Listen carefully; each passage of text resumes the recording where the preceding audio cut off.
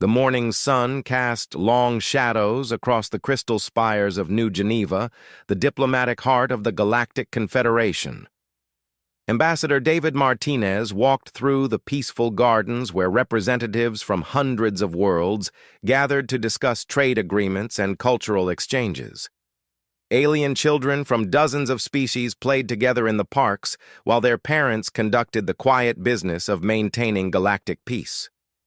Martinez paused at his favorite spot overlooking the harbor. Ships from across the galaxy docked here daily, their hulls displaying the proud symbols of member worlds. The sight never failed to remind him how far humanity had come in just 150 years since joining this ancient alliance. "Another beautiful day for diplomacy," said Ambassador Keltar. A tall insectoid Zephyrian who had become one of Martinez's closest friends over the past decade.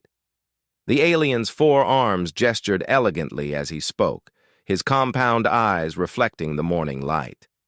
"Indeed it is," Martinez replied, checking his tablet for the day's schedule. "The trade negotiations with the Mineral Collective should wrap up today.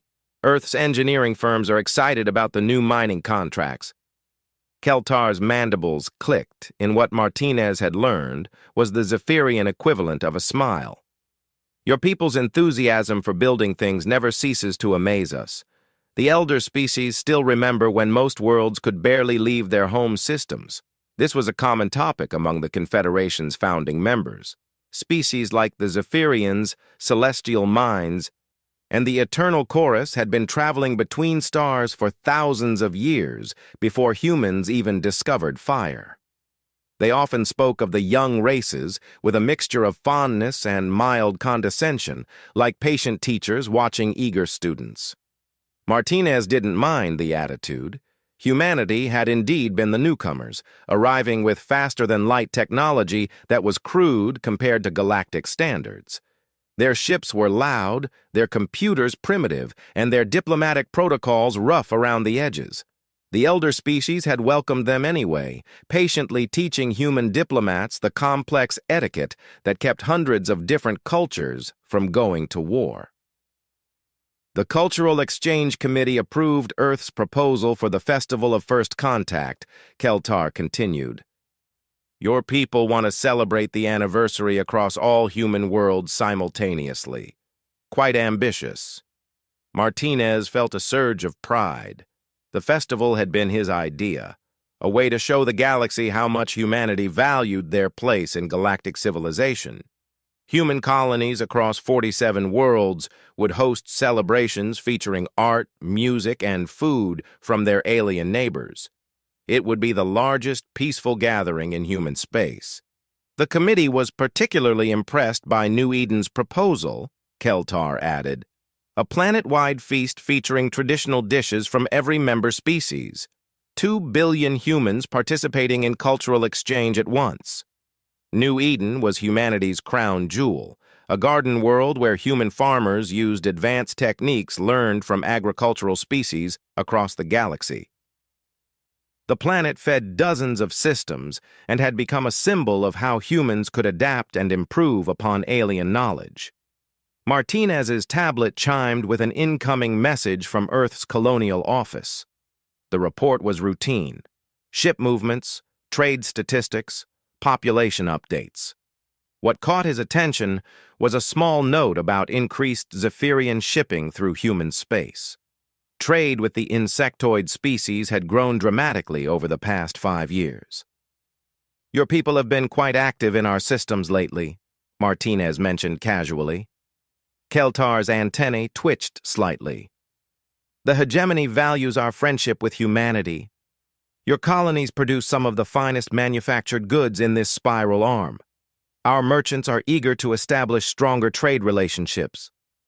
Something in his friend's tone seemed different. But Martinez dismissed the feeling. After 10 years of working together, he had learned to trust the Zephyrian diplomat completely. The insectoid had helped navigate countless diplomatic challenges and had become genuinely fond of human culture. The morning proceeded with typical diplomatic routine. Martinez attended 3 committee meetings, reviewed trade proposals, and had lunch with representatives from the Aquatic Alliance. Every interaction reinforced the same theme. Humanity had successfully integrated into galactic society by learning to control their aggressive impulses and embrace civilized discourse. In the afternoon, Martinez received a secure communication from Admiral Sarah Chen of Earth's Defense Fleet. The Admiral rarely contacted diplomatic missions directly, so he took the call in his private office. Chen's weathered face filled the screen, her expression serious but not alarmed. "Ambassador, I need you to be aware of some unusual fleet movements we've been tracking. Several species have been repositioning their ships over the past month." "Military exercises?" Martinez asked. "Possibly. The Zephyrian hegemony has moved significant forces into the outer systems. They claim it's for asteroid mining security, but the formations look more like blockade positions." Martinez frowned. This didn't match what Keltar had told him about peaceful trade expansion. "Have you raised this with the Security Council?" "The elder species assure us it's routine. They remind us that we're still new to galactic politics and might misinterpret normal military operations." Chen's expression showed what she thought of that explanation. "I'm not comfortable, but without clear evidence of hostile intent, there's nothing we can do officially." "I understand, Admiral. I'll make some discreet inquiries through diplomatic channels." After the call ended, Martinez stared out his office window at the peaceful harbor. Alien children still played in the parks. Merchants still conducted their quiet business. Everything appeared normal, but Chen's concerns nagged at him. That evening, Martinez met Keltar for their weekly dinner at a restaurant overlooking the diplomatic quarter. The Zephyrian seemed more animated than usual, his forearms moving in complex gestures as he spoke about upcoming cultural events. "The Festival of First Contact will be remembered for generations," Keltar said, his compound eyes reflecting the restaurant's soft lighting. "A perfect celebration of how far humanity has come from its violent origins." "Violent origins?" Martinez asked. "Oh, you know what I mean. All young species go through aggressive phases. It's natural when a species first reaches for the stars. The important thing is that humanity learned to channel those impulses constructively. The elder species are quite proud of how civilized your people have become." Martinez nodded, but something about the phrasing bothered him. It sounded almost like an epitaph rather than a compliment. He pushed the thought away and enjoyed the rest of dinner with his friend, never suspecting that in 3 days the Zephyrian hegemony would attempt to erase humanity from the galaxy forever. The Festival of First Contact began at sunrise on New Eden, humanity's agricultural jewel. Sarah Kim stood on the observation deck of the orbital station, watching as 2 billion people across the planet prepared for the largest celebration in human space. Colorful banners hung from every building, and the smell of cooking food from 100 different worlds drifted up from the settlements below. "The cultural exchange booths are reporting record attendance," reported Captain Hayes from the communications center. "Every human colony is participating. Even the mining stations in the Outer Rim are hosting events." Sarah smiled as she watched alien dignitaries arriving on the morning shuttles. Representatives from 30 species had come to join the celebration, including a full delegation from the Zephyrian hegemony. The insectoid beings moved with their characteristic grace through the station corridors, their compound eyes taking in the festive decorations with apparent pleasure. Down on New Eden's surface, 10-year-old Marcus Chen ran through the streets of Port Darwin with his friends, all of them wearing colorful costumes representing different alien cultures.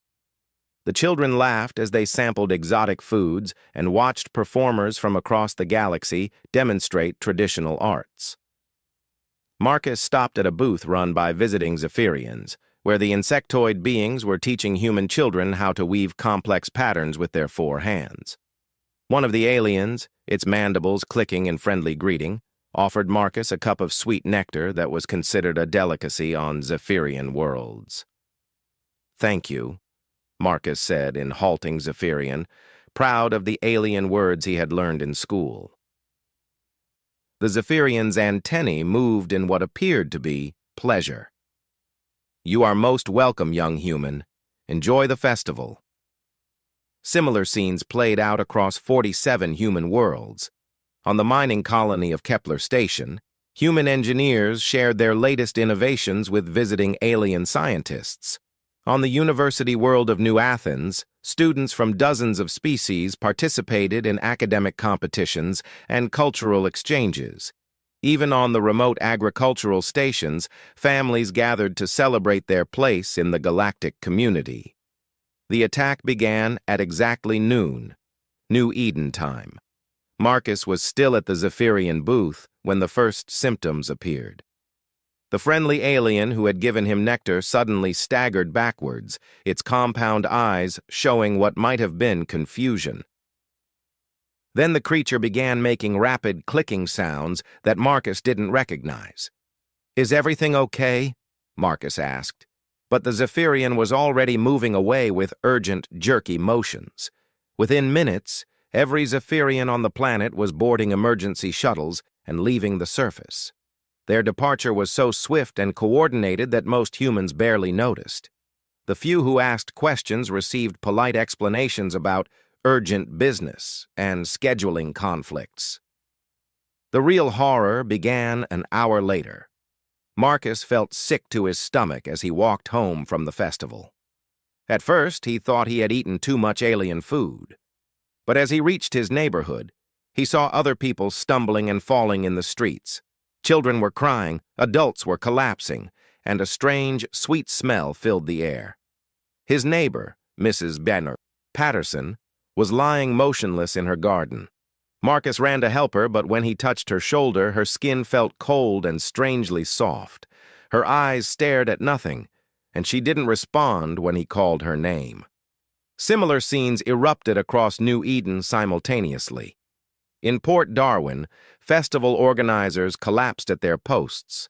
In the rural farming communities, entire families fell in their fields. The orbital station reported that their life support systems were failing in ways that made no sense to their engineers. Captain Hayes was one of the first to understand what was happening. His communication equipment was designed to monitor biological threats, and the readings it showed made his blood freeze.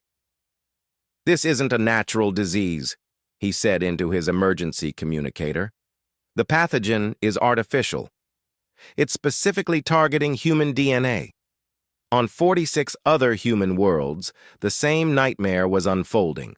The bioweapon had been deployed through the water systems, food supplies, and even the air recycling plants. Every human settlement that had participated in the festival was experiencing simultaneous population collapse. Earth's Colonial Command received the first distress signals within hours. Admiral Chen stood in the crisis center, watching as red warning lights appeared on the star map showing every human colony. One by one, the signals from entire worlds went silent. "New Eden just went dark," reported Commander Torres, his voice shaking. 2 billion people, Admiral. We're getting no response from any surface installations." "What about the other colonies?" 17 worlds have gone completely silent. The remaining colonies are reporting massive casualties. Whatever this is, it's hitting everyone at once." Chen's hands clenched into fists as the magnitude of the attack became clear. This wasn't some natural plague or accident. The coordination and targeting were too precise. Someone had planned this carefully, using the festival as cover to strike at every human world simultaneously. Dr. Elizabeth Grant, Earth's leading biochemist, worked frantically in her laboratory to analyze samples from the affected colonies. What she found confirmed everyone's worst fears. "The pathogen is engineered," she announced to the Emergency Council. "It contains artificial genetic markers. Someone built this specifically to kill humans." "Who would do this?" asked President Santos, her face pale on the communication screen.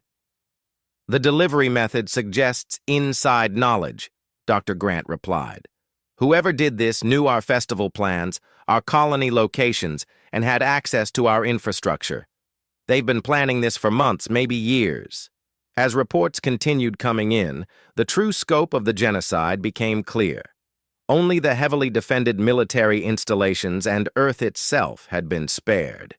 The agricultural worlds, research colonies, and civilian settlements had been specifically targeted. Of humanity's 8.2 billion people spread across the galaxy, fewer than 2.5 billion remained alive. The Galactic Confederation's response was swift and predictable. Within hours of the attack, emergency sessions were called to address the tragic crisis affecting human space. Ambassador Martinez found himself sitting in a chamber filled with aliens expressing deep concern and calling for measured investigation. "We must not rush to judgment," declared Prime Speaker Veltarn of the Celestial Minds. "While this tragedy is unprecedented, we must follow proper protocols for investigating potential criminal activity." Ambassador Keltar, Martinez's old friend, stood with the Zephyrian delegation. "The hegemony offers our full support for any investigation. We share the galaxy's grief over this terrible loss of life." Martinez watched his friend speak and felt something cold settle in his stomach. The Zephyrian's words were perfect, his tone appropriately somber, but his compound eyes showed no real emotion. It was the same expression Martinez had seen when Keltar discussed trade statistics or shipping schedules. "How long will this investigation take?" Martinez asked. "These matters require careful study," replied Speaker Veltarn. "We cannot risk false accusations or hasty actions. The stability of our entire civilization depends on proper legal procedures." While the Confederation debated procedures, human survivors struggled with the immediate crisis. The remaining colonies were cut off from trade routes as quarantine measures went into effect. Ships carrying medical supplies were turned away from human space for safety reasons. The survivors found themselves isolated and abandoned by the very civilization they had served faithfully for 150 years. Admiral Chen stood on the bridge of her flagship, watching as the last communication signals from the outer colonies faded to static. Around her, the surviving human fleet gathered in Earth orbit, barely 300 ships against a galaxy that suddenly seemed filled with enemies. "Ma'am," said Commander Torres quietly, "we're receiving a priority transmission from an unknown source. It's heavily encrypted, but the sender claims to have information about the attack." Chen nodded grimly. After today, she was ready to listen to anyone who might have answers about who had just attempted to destroy her species. What she didn't yet know was that the message would reveal a conspiracy far more terrible than anything she had imagined. The encrypted transmission came from the dying Zephyrian scientist, Dr. Kethmore, who had worked on biological weapons development for the hegemony's military research division. His message reached Admiral Chen's flagship 3 days after the genocide, as the last human colonies were still counting their dead. Chen stood in the secure communications room, surrounded by her senior staff and Earth's top intelligence officers. The alien's image flickered on the screen, his compound eyes dim with exhaustion and what humans might recognize as guilt. "My name is Dr. Kethmore of the Zephyrian hegemony," the recording began, his words translated by the ship's computers. "I am dying from the same bioweapon that killed your people.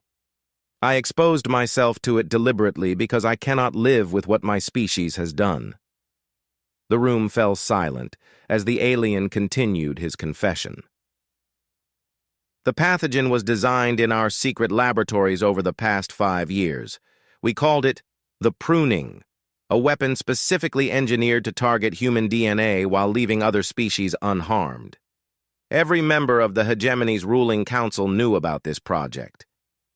Commander Torres leaned forward, his knuckles white as he gripped the table edge. "Why? Why would they do this?"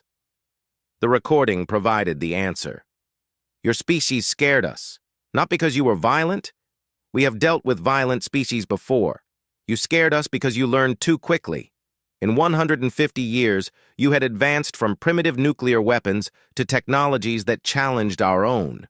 Your computers, your engines, your manufacturing capabilities, all of it was developing faster than any species in recorded galactic history. Dr. Grant, who had been studying the bioweapon samples, spoke quietly. He's telling the truth about the pathogen design. The genetic markers match Zephyrian biotechnology. The alien scientist's image continued. But the hegemony was not alone in this decision. The data files I am transmitting contain communications between our leadership and representatives from 17 other species. The elder races have been planning this correction for decades. Chen felt her blood turn cold as new files appeared on her screens. Diplomatic messages, scientific reports, and military planning documents painted a picture of conspiracy that reached the highest levels of galactic government. Species after species had agreed that humanity's rapid development posed a threat to the established order. The celestial minds provided psychological analysis of human behavior, Dr. Kethmore's recording explained. The Eternal Chorus helped design the delivery systems. Even some of your supposed allies in the Agricultural Alliance knew what was planned and chose to remain silent. The evidence was overwhelming. Trade agreements that positioned Zephyrian ships near human worlds. Scientific exchanges that gave the conspirators detailed information about human biology. Cultural programs that mapped human population centers and infrastructure. Every friendly gesture over the past 5 years had been preparation for genocide. But the most damning evidence was yet to come. This is not the first time the elder species have done this, the dying scientist continued. The files contain records going back 2,000 years. The Velkari species, extinct for 8 centuries, they were eliminated because their terraforming technology threatened agricultural monopolies. The Star Singers, whose disappearance is blamed on natural disaster? They were destroyed because their communication abilities could have unified younger species against elder control. File after file revealed the truth. The Galactic Confederation wasn't a peaceful alliance. It was a protection racket run by ancient species who eliminated any potential rivals before they could challenge the established hierarchy. Humanity was simply the latest target in a cycle of systematic murder that had shaped galactic politics for millennia. The elder species fear change, Dr. Kethmore explained. They have maintained their positions for thousands of years by ensuring no other species can threaten their dominance.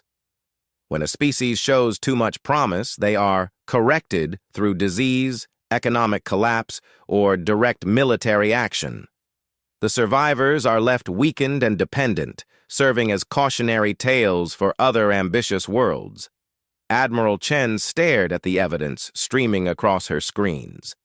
Personal messages between alien leaders celebrating the successful pruning. Scientific reports analyzing the optimal casualty rate to leave humanity functional but never again threatening. Military assessments of which human technologies pose the greatest long-term risks. "Ma'am," Commander Torres said quietly, "there's more." The scientist included files about what comes next. The final section of Dr. Kethmore's transmission revealed the post-genocide plan. The surviving human colonies would be offered humanitarian aid in exchange for technology transfers and resource agreements. Earth would be placed under protective oversight to prevent future aggressive expansion. Human reproduction would be monitored to ensure population levels remained manageable. "They want to turn us into servants," Dr. Grant said, her voice shaking with rage. "Broken servants who remember what happens to species that aim too high." Chen closed the files and looked around the room at her officers. These were people who had devoted their careers to defending humanity through diplomacy and cooperation. They had believed in the Galactic Confederation's ideals of peace and mutual prosperity.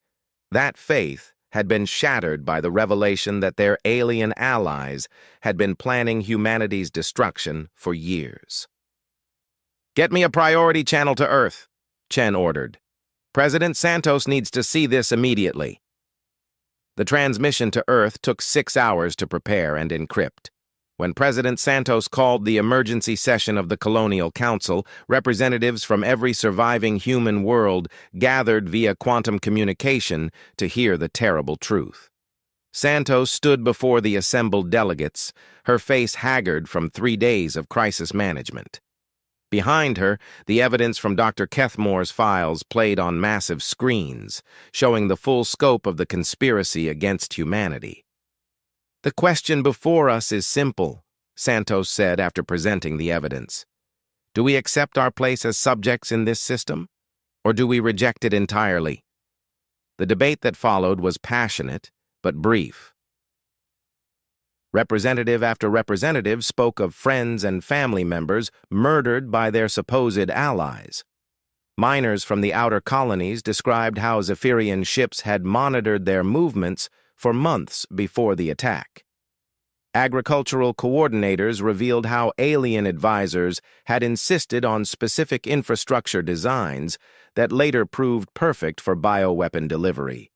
"The Confederation will demand proof," warned Representative Huang from the Kepler Mining Consortium. "They'll say we're making wild accusations based on the word of one dying alien." "Then let them demand proof," replied Santos. "We don't need their permission to defend ourselves anymore." The vote was unanimous. Every surviving human colony agreed to immediate withdrawal from the Galactic Confederation. All trade agreements were terminated. All cultural exchange programs were canceled. All diplomatic missions were recalled. But Santos wasn't finished. As the representatives watched, she activated the emergency military protocols that transferred full authority to Admiral Chen and the Defense Fleet. What came next would not be decided by politicians or diplomats. "For 150 years we tried to be civilized," Santos said, her words broadcast to every surviving human in the galaxy. "We offered friendship and received genocide. We showed trust and were betrayed by those we called allies. We followed their rules and were murdered for our compliance." She paused, looking directly into the camera that would carry her message to Earth's fleet.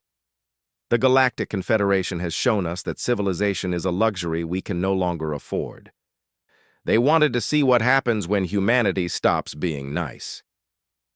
"Very well. Admiral Chen, the Defense Fleet is authorized to use any means necessary to ensure this never happens to us again. The galaxy taught us that peace is only possible when our enemies are too dead to threaten us." Chen received the authorization while standing in her flagship's war room, surrounded by maps showing the positions of human survivors and potential threats. She looked at her staff officers, seeing her own determination reflected in their faces. "Ladies and gentlemen," she said quietly, "the Confederation thinks they've seen human technology. They think they know what we're capable of. They're about to learn they were wrong about that, too." What the elder species didn't know was that humanity had been preparing for this possibility since the day they joined the Confederation. Hidden research facilities, secret manufacturing centers, and classified weapon systems had been developed in the shadows of human space, guided by military leaders who remembered that peace was only possible when backed by superior strength. The galaxy was about to discover that humanity's greatest lie hadn't been about their peaceful intentions. It had been about the true extent of their capabilities. The first sign that humanity had been hiding their true capabilities came when Admiral Chen's fleet doubled in size overnight. Ships emerged from asteroid fields, hidden bases, and camouflaged orbital platforms throughout the solar system. These weren't the crude vessels the Confederation had grown accustomed to seeing. They were sleek, deadly craft that moved with impossible precision and speed. Commander Torres stood on the bridge of the flagship, watching the tactical display with amazement. "Admiral, we're reading over 3,000 vessels now. Where did they all come from?" Chen smiled grimly as she watched humanity's true fleet assemble. "We've been building them for 60 years, Commander. Every mining operation in the outer system, every research station beyond Pluto, every commercial facility that aliens weren't allowed to visit. The Confederation thought they were watching us, but we were preparing for the day they showed their true nature. The ships themselves represented technology that no other species possessed. While the galaxy's elder races had advanced through gradual improvement of existing designs, humanity had taken a completely different approach. Every human vessel was controlled by artificial intelligence systems that made split-second decisions across hundreds of variables simultaneously. Dr. Sarah Kim, who had survived the New Eden massacre by being on the orbital station, now served as the fleet's chief technology officer. She stood in the command center of the research vessel Newton, coordinating with AI systems that the Confederation didn't even know were possible. "Area, begin deployment sequence for the first wave," she commanded. "Acknowledged, Dr. Kim," replied the artificial intelligence in a voice that sounded almost human. "Beginning manufacturing protocols for Phase 1 operations. Estimated completion time, 47 hours. What happened next would have terrified the Confederation's military leaders if they had understood what they were seeing. Human ships didn't just carry weapons. They carried entire automated factories capable of replicating themselves using raw materials from any star system. Within hours of arriving at their targets, human vessels could strip mine entire asteroids and convert them into additional ships, weapons, or infrastructure. The first target was the Zephyrian outpost of Kerrigan's World, a military facility that had served as a staging area for ships involved in the genocide. The hegemony had chosen this remote location specifically because it was far from major shipping lanes and unlikely to attract attention. Admiral Chen's task force arrived in the system exactly 72 hours after receiving authorization to act. The Zephyrian defenders detected the incoming human ships and prepared for a conventional battle, following standard Confederation military doctrine that had remained unchanged for centuries. They were completely unprepared for what actually happened. Instead of engaging the defensive fleet, human ships released swarms of self-replicating machines that spread throughout the system like a metallic plague. These machines, each no larger than a shuttlecraft, began consuming asteroids, space debris, and eventually, the abandoned mining stations orbiting the system's outer planets. Captain Velketh of the Zephyrian Defense Force watched in horror as his sensors showed impossible readings. "The human machines are reproducing," he reported to his superiors. "Every hour there are more of them. They're converting our mining infrastructure into additional units." The Zephyrian fleet tried to fight back, but their weapons had been designed to combat ships, not swarms of intelligent machines that could adapt their behavior in real time. Every destroyed unit was quickly replaced by 3 more. Every tactical move the aliens made was countered by AI systems that processed information faster than biological minds could think. Within 18 hours, the human machines had consumed enough raw material to construct a complete orbital shipyard around Kerrigan's World. The Zephyrian defenders found themselves surrounded by human infrastructure that had literally grown from nothing while they watched. "This is impossible," Captain Velketh transmitted to Hegemony Command. "No species has this level of technology. They're building a fleet larger than ours using our own system's resources."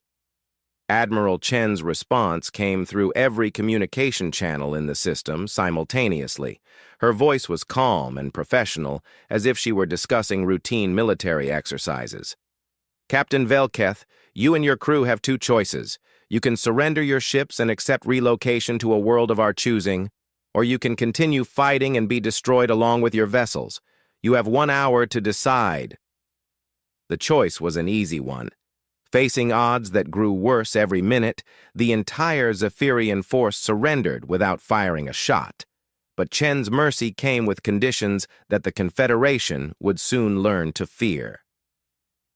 The Zephyrian military personnel were not executed or imprisoned. Instead, they were loaded onto transport vessels and taken to a harsh but habitable world in the Outer Rim. Their technology was confiscated, their ships were dismantled for raw materials, and they were left with nothing but basic tools and survival equipment. "You wanted to reduce humanity to a pre-technological state," Admiral Chen broadcast to the surrendered aliens. "Now you can experience what that feels like. Build your civilization again from scratch, knowing that every day you survive is because we choose to let you live." The message was clear. Humanity wasn't interested in ruling other species. They were demonstrating that the power to destroy civilizations could also be the power to spare them, but only on human terms. News of Kerrigan's world spread through the galaxy within days, but the elder species couldn't believe what their intelligence reports described. The idea that humanity possessed such advanced technology seemed impossible. They had been monitoring human development for decades and seen only crude computers and simple manufacturing techniques. What they didn't understand was that humanity's greatest achievement wasn't any particular technology. It was their ability to hide their true capabilities while appearing primitive and harmless.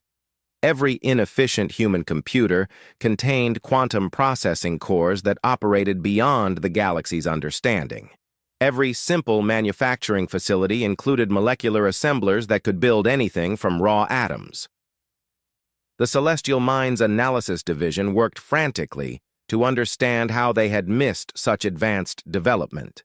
Prime Analyst Morden reviewed decades of intelligence reports looking for clues about humanity's hidden capabilities. "Their learning curve was always too steep," he reported to the Confederation's Emergency Council. "We assumed they were copying our technology, but they were actually developing completely different approaches. While we improved our existing designs, they were inventing entirely new ways of thinking about physics and engineering." The Confederation's response was swift but ultimately futile. Fleets from a dozen species converged on human space, confident that overwhelming numbers would compensate for any technological disadvantage. The elder races had maintained galactic dominance for millennia through superior firepower and tactical coordination. They discovered that their traditional advantages meant nothing against an enemy that could manufacture reinforcements faster than they could be destroyed. The Battle of Wolf 359 became the decisive engagement that shattered the Confederation's military power. Nearly 200 alien warships faced off against 30 human vessels in what should have been a one-sided victory for the attacking fleet. The battle lasted exactly 17 minutes. Human ships moved with impossible coordination, their AI systems sharing information and tactical updates faster than any biological crew could process. When alien vessels fired their weapons, human ships weren't where the targeting computers predicted they would be. When aliens tried to coordinate their attacks, human electronic warfare systems disrupted their communications and fed false information to their sensors. But the truly devastating moment came when the human fleet revealed their final technological advantage. Instead of fighting a conventional battle, they deployed gravitational manipulation devices that no other species had even theorized about. Alien ships found themselves pulled into crushing tidal forces or flung away from the battle zone at near-light speed. Captain Martinez of the Aquatic Alliance vessel Tidal Force transmitted a surrender request after watching his allies' ships crushed like tin cans by invisible forces. "What do you want from us?" he asked. Admiral Chen's response was broadcast to every surviving alien vessel. "We want you to go home and tell your governments what you've seen here.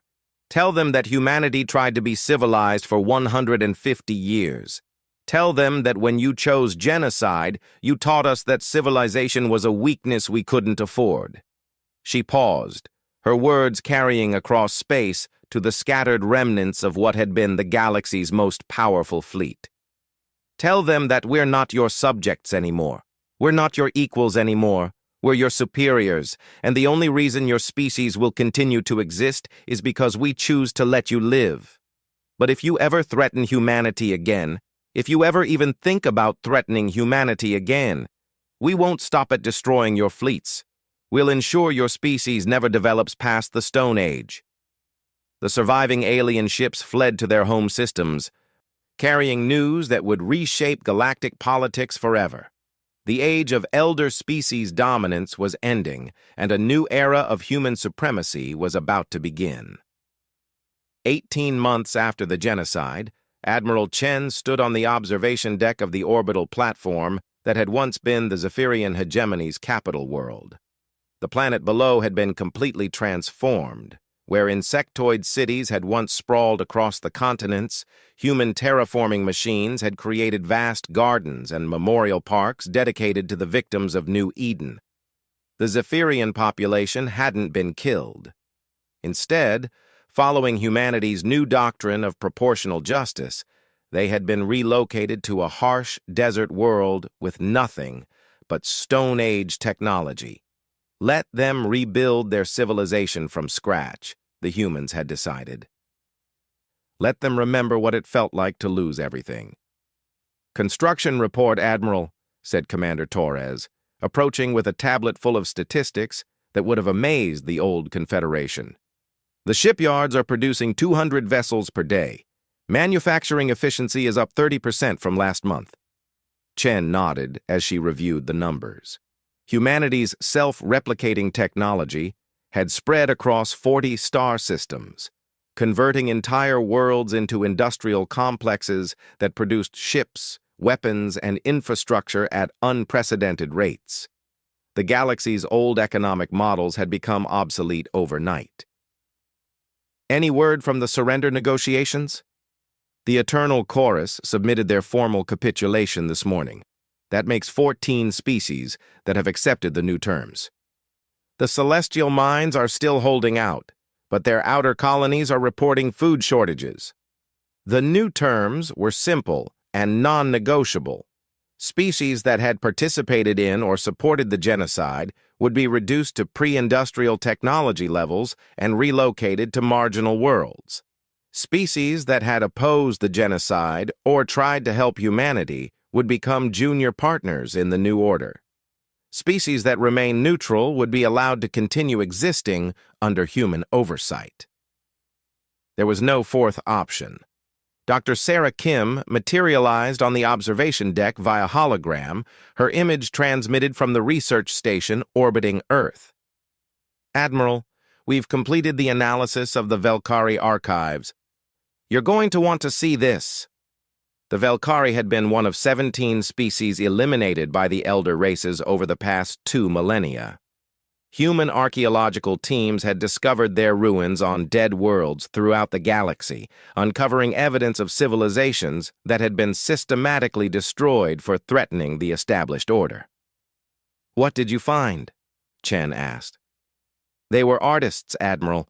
The Velkari species had developed the most beautiful terraforming technology in galactic history. They could turn dead rocks into paradise worlds in less than a decade.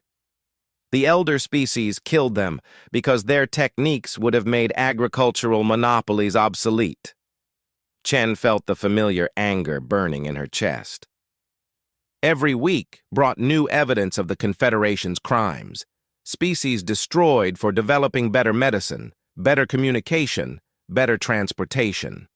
The galaxy's supposed golden age of peace had been built on systematic murder. "The Star Singers were even worse," Dr. Kim continued. "They had developed instantaneous communication across galactic distances. The technology would have connected every species in the galaxy and made the elder race's information monopolies impossible. So they engineered a plague that killed 98% of the population and made the survivors forget their own scientific knowledge." This was why Chen felt no guilt about humanity's response. The elder species hadn't just attempted genocide against humans. They had been committing genocide for thousands of years. The only difference was that humanity had survived and struck back. "Admiral," interrupted Lieutenant Zhang from the communications station, "we're receiving a transmission from the Confederation's Emergency Council. They want to negotiate." Chen almost laughed. After 18 months of systematic defeat, the elder species were finally ready to talk. Their fleets had been destroyed, their technology had been proven obsolete, and their populations were facing shortages as human blockades cut off trade routes. Put them through. The holographic image of Prime Speaker Veltarn of the Celestial Minds appeared on the deck, his tall form looking somehow diminished despite the technology. Behind him, Chen could see representatives from the surviving elder species, their faces showing defeat and desperation. "Admiral Chen," Veltarn began, his voice carefully controlled, "the Confederation is prepared to offer substantial reparations for the regrettable actions taken against humanity. We can provide territorial concessions, technology transfers, and guarantees that nothing like this will ever happen again." Chen studied the alien leader for a long moment. This was the being who had personally approved the psychological analysis that helped design the genocide. His species had provided the theoretical framework for destroying human civilization, and now he wanted to negotiate as if this were a normal diplomatic dispute. "Prime Speaker," Chen said finally, "you seem to misunderstand the situation. We're not here to negotiate. We're here to inform you of the new reality." She gestured to the transformed world below them. "This is what happens to species that commit genocide. Your colonies will be dismantled, your populations relocated, and your technology confiscated. You will be given basic tools and allowed to rebuild your civilization from the ground up." "You cannot be serious," Veltarn protested. "The Celestial Minds have existed for over 3,000 years. Our scientific achievements, our cultural heritage, should have been considered before you decided to exterminate my species," Chen interrupted. "You wanted to prune the galaxy of threatening races. Consider this your turn to be pruned." The alien's composure finally cracked. "This is madness. You're destroying galactic civilization." "No," Chen replied calmly. "We're replacing it. The old system was based on elder species maintaining power by murdering their potential competitors. The new system will be based on humanity ensuring that genocide is never profitable again." She paused, letting the implications sink in. "Species that behave civilized will be treated civilized. Species that commit genocide will face extinction. It's a very simple rule." "And what of species that surrender now?" asked another voice. Ambassador Keltar, Martinez's old friend from the diplomatic days. The Zephyrian looked much older now, his compound eyes dim with exhaustion. "The hegemony lost their right to negotiate when they deployed bioweapons against civilian populations," Chen answered. "But other species can still choose their fate. Surrender completely and accept relocation to marginal worlds, and your populations will survive. Continue fighting, and join the Velkari in archaeological history." The negotiations that followed were less discussions than surrender ceremonies. One by one, the elder species that had ruled the galaxy for millennia submitted to human authority. Their fleets were dismantled, their populations relocated, and their worlds converted into human manufacturing centers. But Chen's harshest justice was reserved for the species that had known about the genocide and chosen silence. These civilizations weren't destroyed, they were simply ignored. Cut off from trade, blocked from communication networks, and left to watch as humanity reshaped the galaxy around them. "It's crueler than destruction," observed Commander Torres as they watched refugee ships leaving former Confederation worlds. "They get to live, but they'll never matter again." "That's the point," Chen replied. "Death is final, but irrelevance lasts forever. Let them spend the next 1,000 years remembering that they had the chance to do the right thing and chose cowardice instead." 6 months later, President Santos visited the new human capital on what had once been the hegemony's homeworld. She stood in the memorial hall dedicated to the genocide victims, reading names that scrolled past for hours. 2 billion humans murdered for the crime of being successful. "The galaxy is quiet now," she reported to Chen during their private meeting. No wars, no territorial disputes, no trade conflicts. Fear is an excellent peacekeeping tool. Chen nodded as she looked out at the construction projects, reshaping the world below. Human cities were rising where alien metropolises had once stood, populated by survivors from the genocide and new settlers from Earth. The children playing in the parks would grow up in a galaxy where humanity's dominance was unquestioned. "Any regrets, Admiral?"